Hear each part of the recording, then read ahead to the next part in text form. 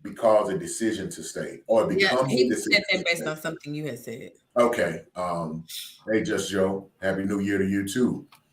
All right, we caught up. So what? I mean, we got some viewers in here. What is your take? What is your feeling? What is your point? Or where is your point of position or point of view on whether it's a feeling or decision? So all the talking that y'all were doing, I completely missed it. My computer went ballistic.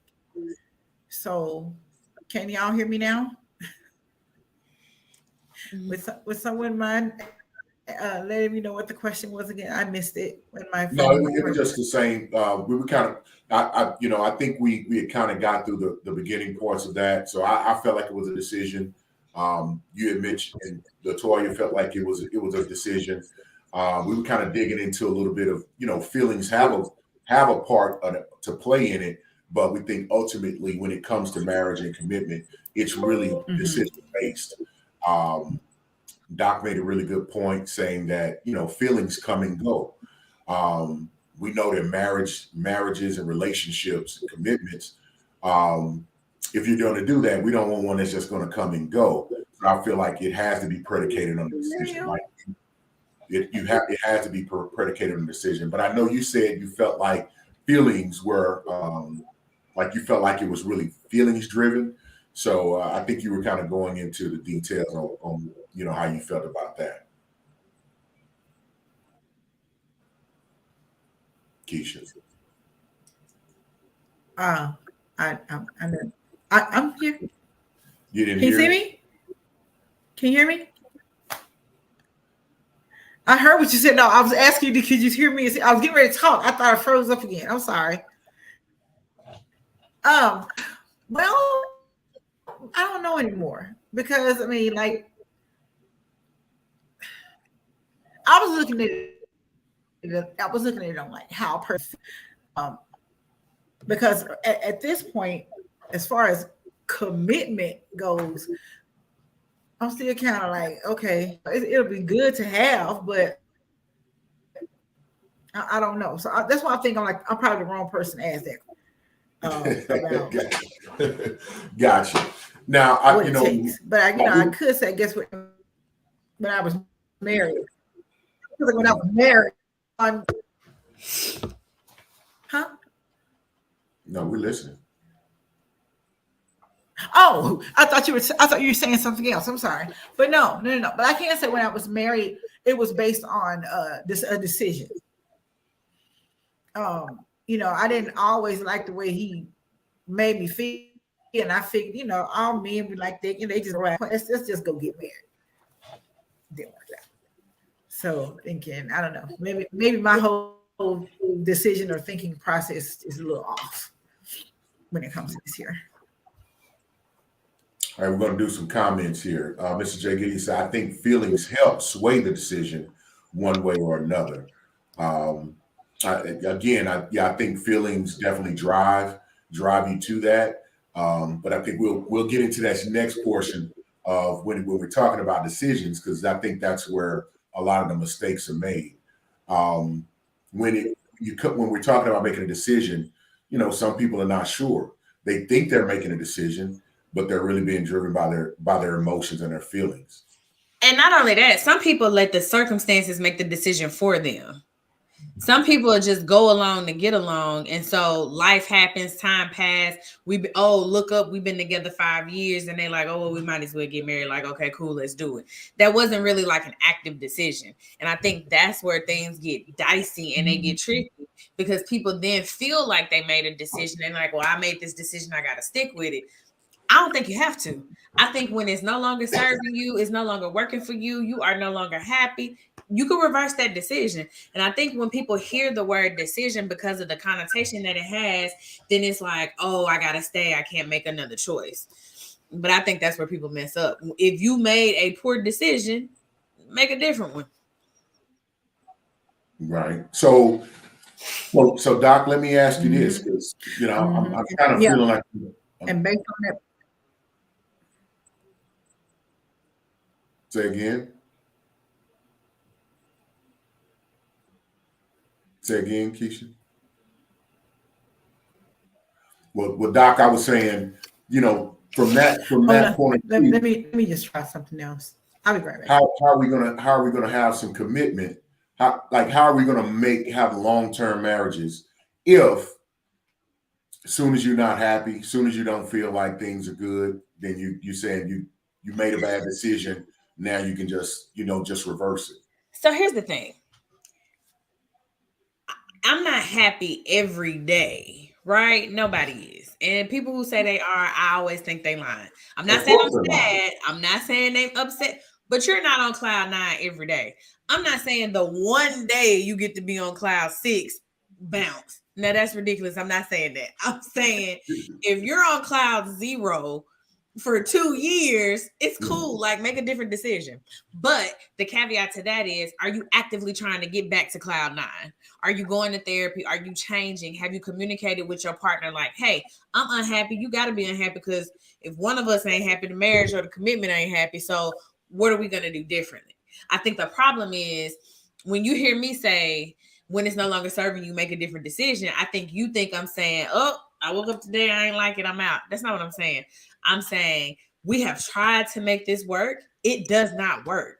Make a different decision. Man, so again on decisions, how you get into a situation where like y'all both are working at it and it just does not work? How you even get into a marriage, which is my premise on, I think it should be a decision and not your damn, because the only way you can get in that mistake is if you just like, okay, you may have great chemistry, like y'all sexual chemistry, that part of it is outstanding, and then you get married, but you haven't talked about your beliefs and your values. People do that all the time. That's why I got a job. Like, people do that all the time. They have amazing sex. They have amazing dinner dates. They have amazing, like when they travel. I know a couple right now. I'm seeing them. Well, not right now because I'm on vacation, but I know a couple that like their rule is we can't argue on vacation. They go on vacation once a quarter. So that means once a quarter, we think we're happy and we're sticking it through because we can't argue on vacation. That's how you get in situations like this. You ignoring the red flags. You just like, oh, she blew my mind, I'm going to stick around. Oh, he bought me a card and told me happy Valentine's Day, I'm going to stick around. Like, I don't think people know what they want for real. And so they get a little taste of something that feels good and they make a lifetime decision without talking about all the things that you mentioned, like beliefs, values, morals, what we're going to do, 401k. Like, people aren't talking about those things. And so that's when you get. Why are we talking about 401ks? Huh? Why we talking about 401ks? Because do you have one or not? Like, I need to know that before we get married. No, it's for better, for worse, for richer or for poor. So that's. I need to know that you. Okay, so this is a conversation, but I need to know that you're leading me into a situation to where you are preparing for our future. I LaToya the therapist, needs to know that. Well, no, I mean, I'm just going off the premises of things were kind of explained. You know what I'm saying? We'll work together. We'll make it together. Whether we in a mansion or we in a cardboard box, baby, we committed to each other.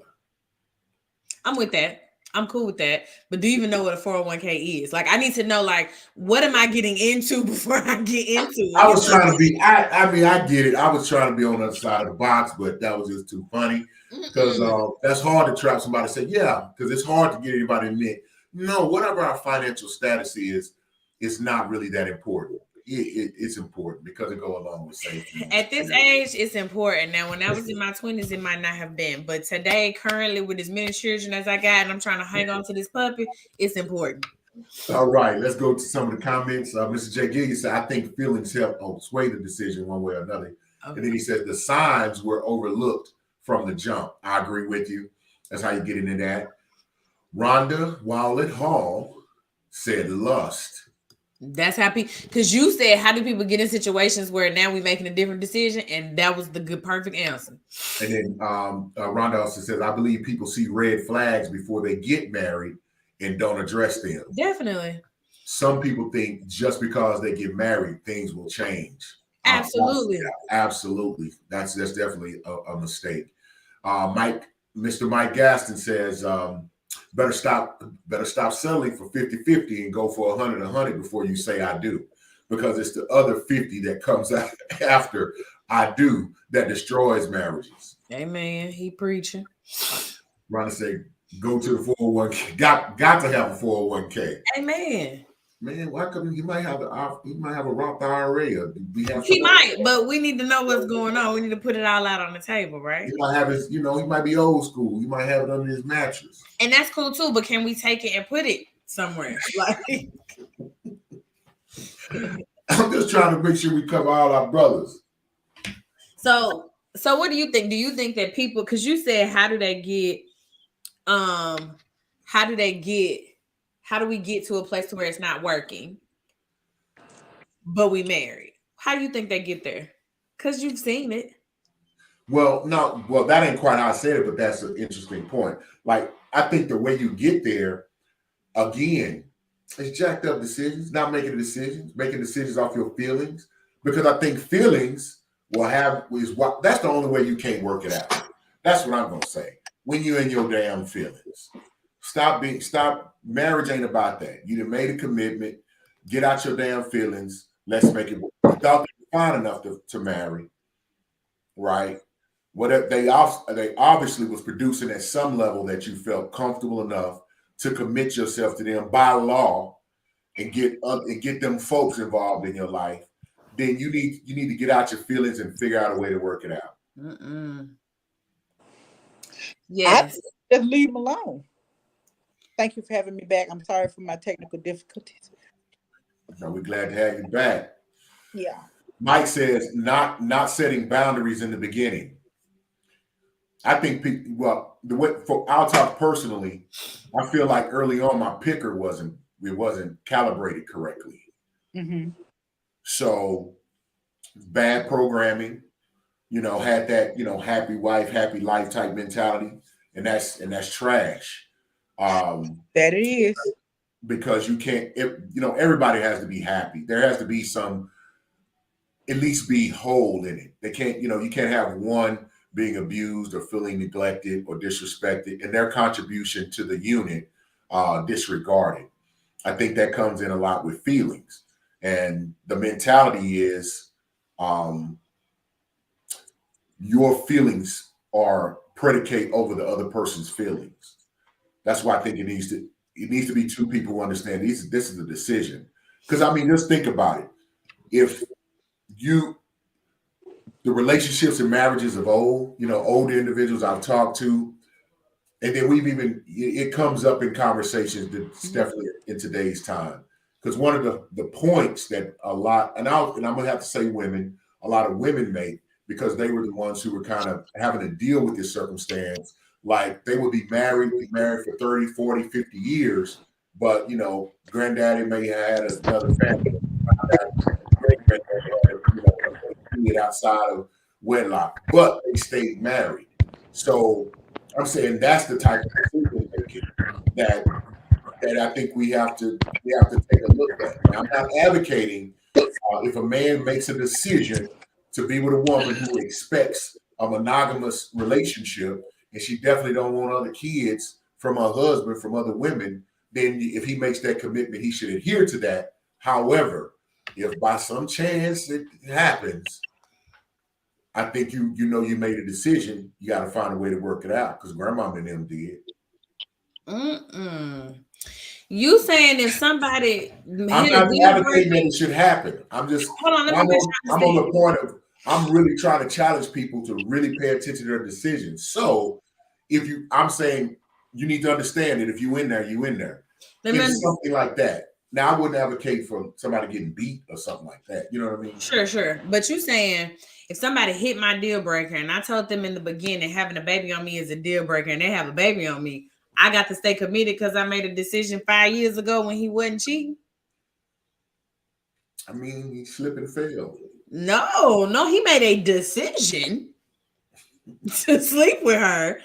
And then they got pregnant. But you made a decision and you made a commitment. No, I made a commitment. For better, for worse, for richer, for poor. No, I ain't say that. I didn't say for babies outside of my womb. I ain't say that. That wasn't. I think that's included in for better, for worse. No. It's all encompassing. I don't think so. All right, let's read some. Mike Gaston says, we have to first ask God, is this the one that he has for us first before we get together, do our thing and decide we're going to get married. I just believe if we pray about our significant other first, we don't have to pray as hard later to keep it together. I like that. Mr. J. Gilliard said, setting the blueprint of marriage between the two parties from the beginning will keep people out of it. I like that. I like that too. Keep feelings out of it. I like what Mr. Gaston said about seeking God first. I love that. But I think the problem is people be seeking God and praying and be like, oh, God, give me a sign. And then she do something that you like, or he do something that you like, and then they think it's a sign. Listen, I'm sorry, Doc. Go right ahead. Yeah, I think sometimes people just misinterpret the signs. This is okay. I'm going to be very unpopular right now. Okay, go ahead. Prayer is an internal thing. Okay. The Most High is equipped us with a brain, with the ability to read, and He gives us instructions. Okay. My favorite books: Proverbs, Ecclesiastes. You got to be wise. You got to be real with yourself. I don't think He's going to tell you externally. You learn by example, because I think prayer is really a conversation with Him about you being better for yourself, learning how to be honest. I mean, completely honest with yourself. You need to be completely honest with who you are, where you are, and what you are with yourself and the Most High. So you'll know if you're not patient. That person needs you to be something. You know if you're not that. Mm-hmm. Then you need to operate in balance. To me, this is really a relationship with the Most High and how you really understand that. That's why I think it's more of a decision. Because I'm gonna tell you, prayer, I believe people operate and they use it as a feeling based, a feel good thing. I do too. Now, and that's just, you're talking to somebody who, hey, I know the word. Been a minister in training. They don't make me nobody. They don't make me no specialist. Is all I'm saying. I'm not speaking to someone who didn't grow up in the church, who wasn't in the church, and I ain't talking about a year or two. I'm talking about a decade or more. And so I just reality, and then you have to respect reality. And the reality is you really got to get on yourself about, man, is this going to really work for me? So really, I'm kind of giving Doc a little credit because she's like, no, this is my deal breaker. And if you do these things, then I won't be able to. So I don't know why I changed my voice like that. Because I think that's what you think. I think that's what you're telling me I sound like. I think you say that's how I sound. But now I stand behind that, because when I made a commitment to you. If you under these terms, we decided together that we weren't sleeping with other people. Once you decide that you're now sleeping with other people, you have broken the commitment. So now I'm cool too. Like, let's just break it. I'm out. I got you. And I think that's decision based. I would definitely agree with Mike in the sense that, man, you do need to pray, but I think you need to really look at yourself about what it is, like who you are, what you are, and where you are with yourself and God, so that that'll help fix your picker. Right. You need to know yourself well so you can identify someone who will be a practical, good partner with you, which I predicate that off making sure you have like beliefs and values, making sure that y'all have effective communication between each other, because you're going to let each other down. You're going to be upset. If you know you can't handle silent treatment, then don't get with someone who responds with silent treatment. Silent treatment is a form of emotional manipulation and should not be used, but okay. Exactly. Now, okay, Doc, dude, that's why I love it. Talk that talk, Doc. So with that, I think some people pray, and then we have the ability to, we be lying to ourselves. And when you meet someone new, back me up on this, Doc, or redirect me if I'm wrong, I think it's dopamine that is released in the brain, and you have that, they call it the honeymoon phase, and you really are not thinking right. You're not going to see the red flags, as I think, it might have been Rhonda who somebody mentioned red flags earlier. Like you're going to overlook them as they stated, because you're in this bubbly. Oh, that'll be okay. And no, you have to really ground yourself. That's where I think prayer comes in, because Right. that grounds you to yourself, so that you can be like, dang, I like them. They're good on these points, but I already know that that's not going to be good long term. Cool. I'm with that too. And so what I be telling my clients is y'all letting that dopamine and that serotonin trick y'all. Y'all think red flags is a carnival. You just picking up the flags like, ooh, we at a party. No, red flag means stop. This is not a carnival. What are we doing? Doc, you wild. See, like y'all trying to bring in planes up in here. Y'all like this stop. Red means stop. I mean, he just get excited. No, stop it. But anyway, Rhonda Wallett Hall says, when you pray, be specific in asking God what you want. Yeah. We can't go into a marriage and not deal with baggage from our past. So here's the thing. I love that. And I wish that I could say that I had went into my marriage and had dealt with all my baggage. I did not. Partly because I didn't really know it was there. Like I was checking all my boxes. You know what I mean? Like I'm like, cool, we moving, we shaking, you know what I mean? But marriage is a mirror, and it is just a reflection of you, and it just shows you the things that you have not healed or the things that you haven't fixed. And so I was just lucky enough that my husband like stayed with me while I figured all that out, but I actively figured it out. It wasn't like, oh, I'm messed up here. Cool. That's just how I am. Nah, we gonna work. We're gonna do some work. We're gonna fix it. And so sometimes people don't know that they have baggage from their past until they get in a marriage, because they think, oh, I've done this work. I'm settled. I'm successful. I've done X, Y, Z, or I've checked out these boxes that look like success based on how I define success, and not even thinking about their emotions. So I think that's something too. Yes. And then Rhonda says, Rhonda said, I agree with Doc. Okay. Thank you. Communication is the key. Definitely. Right from the jump. And Mike says, but the flesh is very strong. Well, prayer is asking in detail for the type of person you want in your life.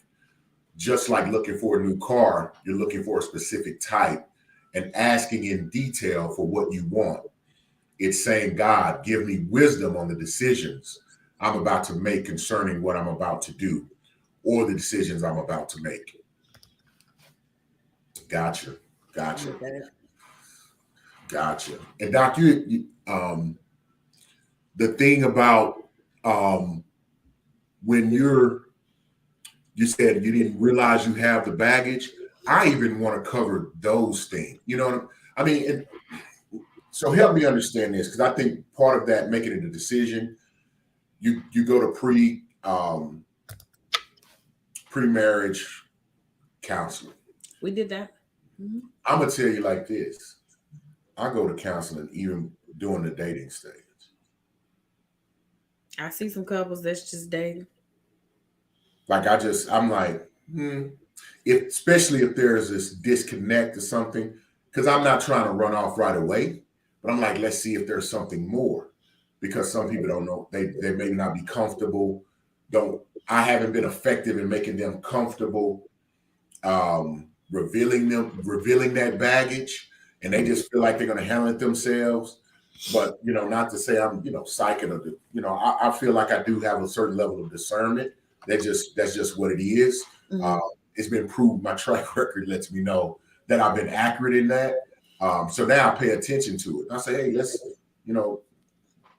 got it. I got a little question. Go right ahead. So, with love and respect, how many people you done been in couples counseling with and it was just your girlfriend? One. Okay.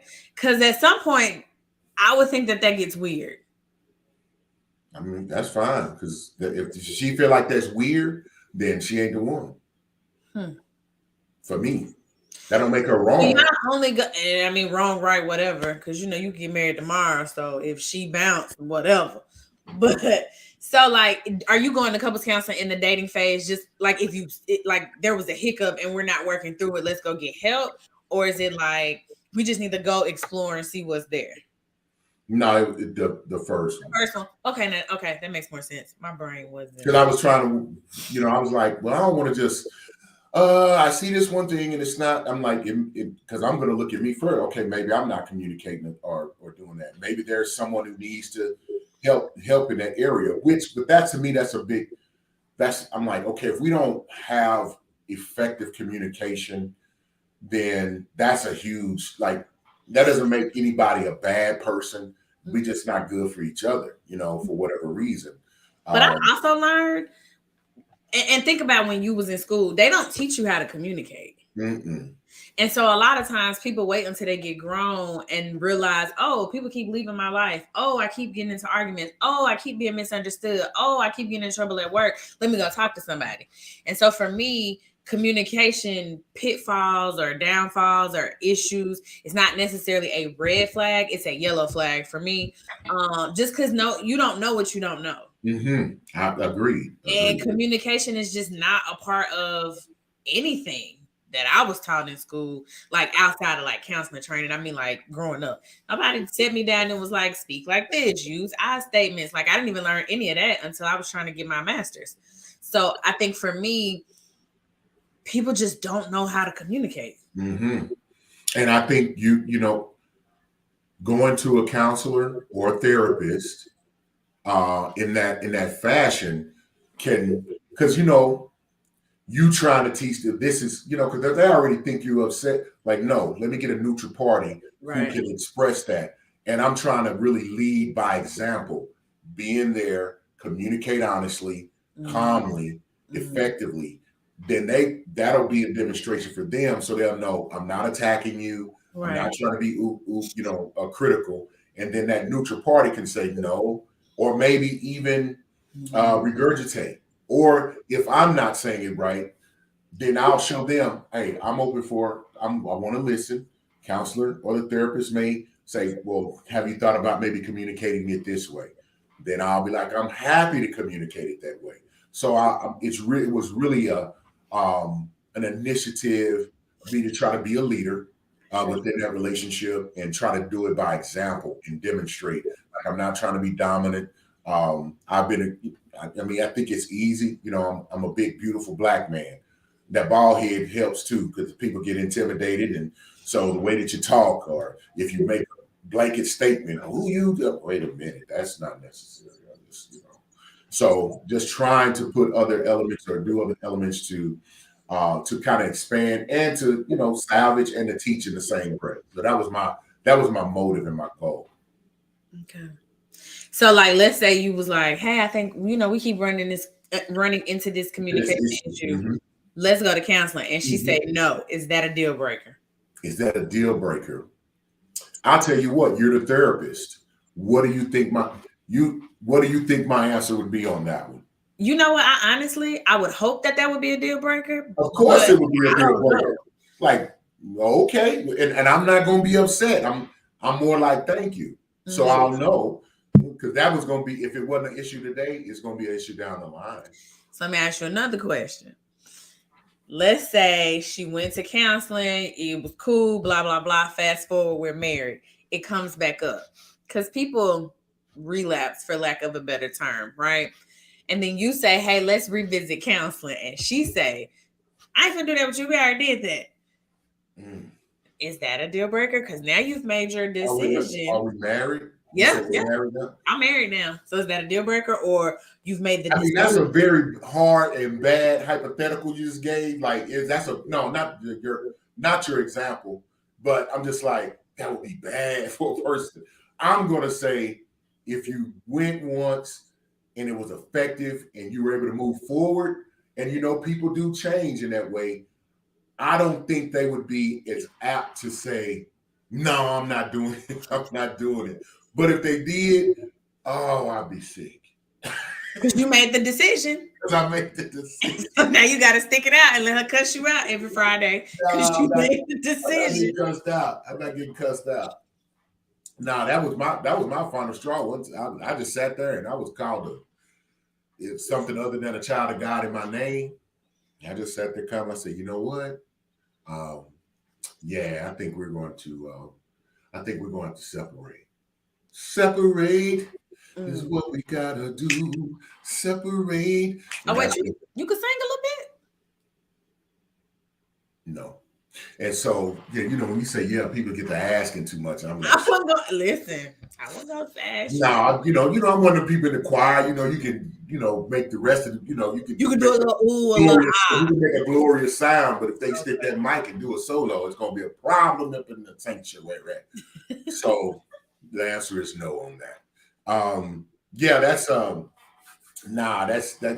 type of stuff, getting cussed out and whatnot. Because I really used to have that mindset of, killing with kindness and happy wife, happy life. Happy spouse, happy house. Say it again. Cause honey. Man, because everybody, I'm like, man, nobody can just sit around and just be miserable. Mr. J. Gill say he can sing in the male chorus. Yeah, I can. Yeah, I can, carry and make sure, we all right. We'll let Mr. Gill do that the lead parts. He gonna do it. Rhonda Rowlett Hall says, so do you try and talk about the situation and work it out before going to counseling? Great question. Rhonda, me personally, absolutely. I do. If you can't tell, exhortation is not a problem with me. Communication is not an issue. And so that's definitely it. And, definitely with kindness and patience and those things. So, because if I make a decision, I can just rest assured that all other attempts have been made. So how many times do we talk about it before we go to counseling? That's a great question. I'm asking you, Doc. How many times do you sit down and try to have that conversation before you have to go to counseling? So it's a touch nuanced, because if we're talking about communication and I see that you're trying, that means that what I'm saying is getting through to you and you're trying, so we can keep going. But if I'm saying, hey, when you do this, it upsets me, and you keep doing it, you got like 2, then we need some help. Because by that 4th time, I might be out. Yeah. Because I say, the greatest apology is change behavior, period. So if I don't see a change, it's like, goodness. I can even see you trying and like failing, but I saw the effort. Like I'm cool with the effort, but just the dish, just not even gonna try. I don't like that. Yeah, that's rough. Because it's almost personal. It's almost like a middle I don't finger think it's almost. I think it is personal. It's a middle finger to you, like, look what you talking about. Yeah, you intentionally spit in my face. That's what happened. Yeah. Yeah, I didn't got in big trouble for somebody doing that. It didn't even hit me. Just the attempt was a problem. See? You know what I'm saying? Yeah, that's bad. That's bad. Yeah. Rhonda said, so do you try to talk about the situation and work it out before going to counseling? I think you do. So after that, but you said after like 4, you're out. So of the same situation? Yeah, but like, when do you do? So do you just bypass the counseling part? No, I said after 2. We can go talk to somebody after 2. Go to counseling. Yes, after counseling. Yeah, I get you. Maybe even 3, because we're human. I mess up, you mess up. It's cool. So maybe even 3. We can go try to get like some help, because if you keep doing it, either you don't care or I'm not effectively communicating what I would like to see be different. Yeah, so that's why I'm an advocate for, do the work, understand yourself very well, so you don't even pick somebody who has those issues. People be sneaky though, like you don't even see it coming. I've sat in some couple sessions and I have asked the hard questions like, well, girl, you didn't see him acting like this before? Like, has he always been this way? Has he ever done this? Like, I'm gonna ask those questions, partly because I feel like sometimes shame can help you make a different decision next time, but whatever. And they be like, no. And they can give examples of how it was better in the beginning. And then suddenly, now this person is doing XYZ. That's why when people be like, communication is key. No. And I used to be the person to preach that communication is key. Understanding is key. Because communication is just the exchange of information and emotion. We can exchange it all day long, But if I don't understand what you're trying to say, if there's no understanding of what you're trying to tell me or how you're feeling or what you would want to see be different, we wasting time. Doc, that's why you hear me say, whenever I talk about communication, I say effective, because when it's effective communication, that means we're at minimum, we're listening and understand, we're listening to understand one another. Like, okay, and you really may come to a decision like, yeah, but I still don't agree, or I can't get with that. And then we can make some informed decisions going forward with that. But when there's lack of understanding or the willingness to understand, like comments when you say, you ain't changing me, man, no, changing you. We all change. That tickles me because I'm like, evolution is a part of all of existence. If we don't change, we die. Every day, you're not the same as you was yesterday, ma'am, sir. You know what I mean? So it just blows my mind how people will get cognitive dissonance. It's such a terrible disease. Yep. All right. Yeah, go right ahead. You got it. Go ahead. Okay. Rhonda says, if you keep doing it, that is one of those red flags you didn't pay attention to. I'm just saying. She right. Yeah. Rhonda, she is not playing around. If they off course, she like, bye. So hello, Aaron. Aaron Dozier says, agreed. If a person doesn't understand you, there's some big issues. And then I think sometimes people think that understanding is agreement, and it's not. Because you know how people be like, you just don't understand what I'm saying. I understand. I just disagree respectfully. That's so true. I'm like, everybody feel like I think people are naturally drawn to echo chambers. They just want to hear somebody regurgitate back what they saying and not really assess whether what they saying is a bunch of bull going or not. I think it's easier that way because if nobody challenges you, if no one has a different opinion than you, there's no friction. It's just easier. Yeah, I think to formulate, like to think about and formulate a rebuttal and try to get somebody to understand and to even be open to hearing what they have to say, that's difficult. Yeah. Or more difficult than just going along together. I don't know. Well, I guess it's just because of my thinking that I would think any sensible person would want and desire to have a healthy, mutually beneficial relationship, marriage. So why would it be so difficult to want to understand your partner, understand the way that they communicate, understand the way that they respond to different types of communication, so that you can then communicate with them with understanding, like knowing who you're talking to. How do you need to be soft? Maybe you don't even need to say a damn thing. Maybe you need to hush, write it down, slide it to them in a letter, whatever it may be. Yeah. At least I think it would be worth the effort to do that so that you can have a solid relationship. And that you could be solid in your decision. Boom. That's why you doc.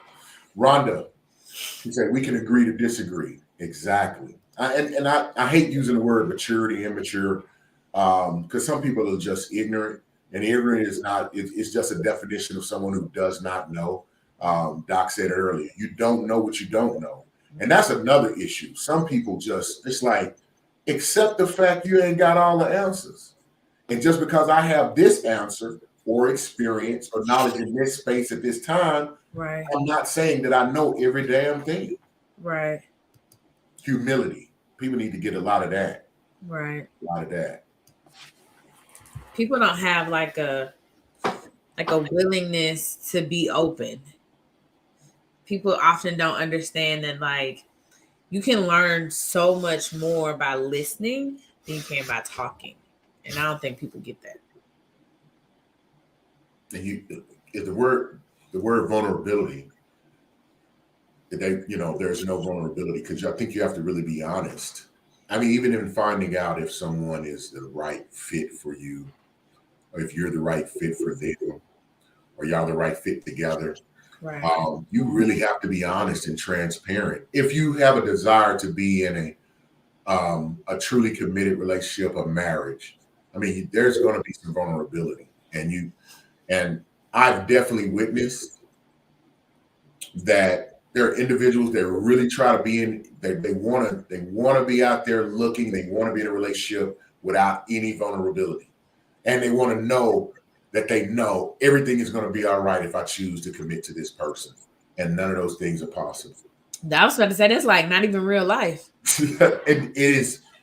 Damn, we need to get you on. We need to get you on a Megatron and on one of these big billboards. We need to get you on the Omni Hotel screen right there, because you need to let a lot of individuals know that.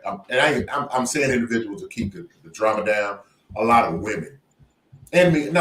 It's some men in that category too, but mostly women. Like they're trying to move from point A to point B without letting go of the pole at point A, and they just be stretching and trying. Like That's not gonna work. You're not going to make it, man. You're not going to make it. Rhonda says, I've enjoyed you guys. 5 a.m. comes real fast. Good night. Well, good night to you. Rest well. Good night, honey, because we did hit that 9 some. I see. The break is over for folks. Yeah. 5 a.m. is so early. Yeah. So Lord. Got to go to bed. Absolutely. Doc, you always bring great insight. I think as we look at it, going about marriage committee, is it a feeling or decision? I think we've shared different perspectives. I still lean on the fact that despite all the different information, that it really is more decision based. I definitely would advocate for people to make sure that they know themselves very well. Not what you would like to hear about yourself or what you want to think about yourself, but really, and you ain't got to share this with anybody else. So it shouldn't be hard to do. You know you better than anybody else. You know all your skeletons, you know where they're buried. Dig them up, lay it all out like a map. Take a look. Take them to counseling. Yeah, know your habits. You know if you snore, if you're messy, if you don't clean up, if you suffer from procrastination. I don't know if what is procrastination? It's not really a disease. It's a byproduct of something else, like anxiety or something, isn't it? Anxiety, ADHD, trauma, all that type of stuff. So, but if you demonstrate these things, so really identify them in yourself, admit you got them to you and your higher being. For some, it's the Most High. For some, it's God. For some, it's Buddha. Some is Allah, all of them, the universe. If you worship trees, okay, to the big tree God, all right? Whoever that is, between yourself and them, and then be vulnerable, is the word that Doc used, be vulnerable and get some help. Like get some real help, someone that you can talk through with that, or that can help you set in practices, ways to redevelop habits that you have, so that you can be that version you always been convincing yourself that you are, that you can truly become that good version of yourself. Then when you do that, I think you will also, and that's something you should pray and ask for, like my brother was saying, Mr. Gasson. So when you do that, then I think you will attract the right type of individual. So the better you know yourself, the more you're going to be able to identify the type of person who will be a good fit for you. Right. I think, you'll know the right questions to ask, the things to kind of bring up in conversation, and to identify whether they have them or not very early on. I think I totally agree, 100%. But I think in addition to that, think about the life that you want to live and make sure that the person that you get is compatible with that life. Some people are homebodies. Some people like to be on the go. Some people like to travel. Some people don't want to get on an airplane. Some people like to go to the gym. Other people want to eat wings. Some people like to do both. But I'm just saying, like, whatever the lifestyle is, make sure you get somebody compatible with that lifestyle. Because then you fall in love and y'all have all these intellectual conversations and it's great. But now you're ready to go to Hawaii and they're like, we could just drive to Houston. What? So we got a little time, Doc. This may help wrap us up. Where does the compromise? Compromise to me is a very complex conversation to have. It is. because it has no, it's not like a SMART goal. You know what I mean? Sure. It's so subjective. What does that, like, how does that play? And you talk to a lot of couples, I imagine, a lot of individuals, and I know you've come across, because it's, somebody will feel like they compromised a ton, another person like, you really hadn't compromised the heel of beans. So what would be, I guess, some of the things that you've seen or your concept or thought about that? It's subjective, and I think that the best way to decide who's going to compromise or if you're compromising too much or whatever is that when you get into the situation, you have to know what your wants, needs, expectations, and deal breakers are. You have to know what those are so that you get to decide, well, this expectation is this is a little much. I can come down on that. This thing that I say I need, I got it now. I don't really need it no more. This deal breaker, is it really a deal breaker or not? Like, to me, the compromise has to be more internal than external. Because if we compromising on, are we going to the movies or are we going to watch HBO Max? You know what I mean? Like, that's not really nothing. Mm-hmm. It's more people start feeling the type of way when they start compromising on the big things, but it's your fault for compromising on something that you said was a deal breaker. If you said him cheating on you was a deal breaker and then he cheated on you and you took him back, you're not really mad at him. You projecting all your anger on him, but you're mad at you because you let yourself down. You took something that you said you wasn't going to take. So that's what I think about compromise. I think it's more internal, but before you can even do that, you have to identify what it is that you even want. So I take that as saying, like, people really need to take the time to, and then I think it's been talked against about making lists or whatever. I mean, make your list. Make a list, but really think about it but again, I think it always comes back to what I'm saying. Like, if you don't know yourself, you're going to make this very superficial BS type list, man. It's just like some old fantasy land type stuff. But we miss you too. I know you're going to get it all worked out and we'll be back on.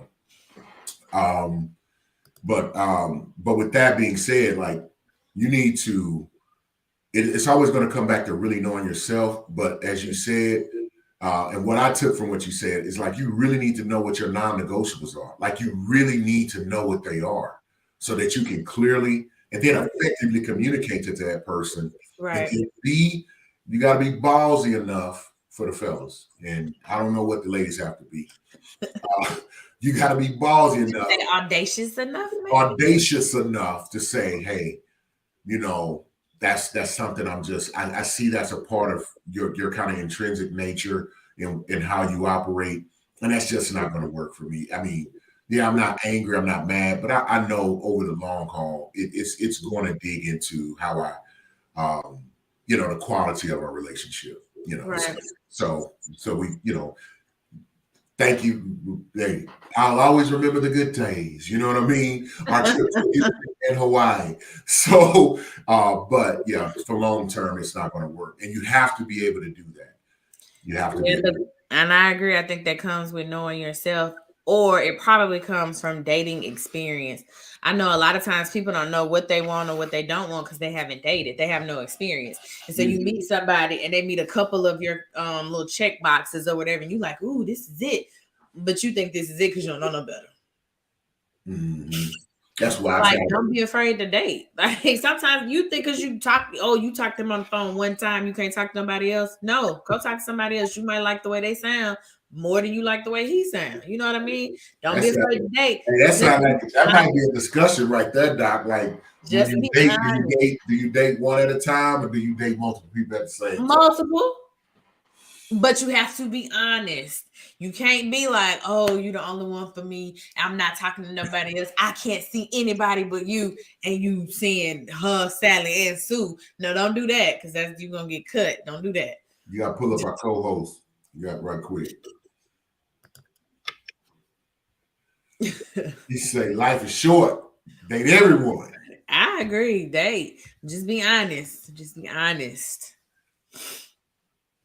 Understood. Yeah, because you don't have anything to compare and contrast to. So right. You'll find yourself looking crazy. But you're going, what do they say? You got to kiss a lot of frogs before you get to your prince. That's what they say, child. You don't need to be doing a lot of kissing though. Y'all better learn to be stingy. Quit giving that sugar box out so they ain't munching so often. Y'all need to calm yourself down. Hilarious. All right, we at the end of our time. Man, we apologize. Man, we always love to have our co-host there. She was just she couldn't be here. Technology just does what it does. Yeah. Sometimes it does what it does. So, but we thank you. Happy New Year again to everyone. We thank you for being in our, the show that kicks off the new year for us. So we look to see you again next Thursday. Every Thursday at 8:30. We'll have interesting topics to talk about. We appreciate it. We thank you. We love you. And everybody have a blessed time. Bye.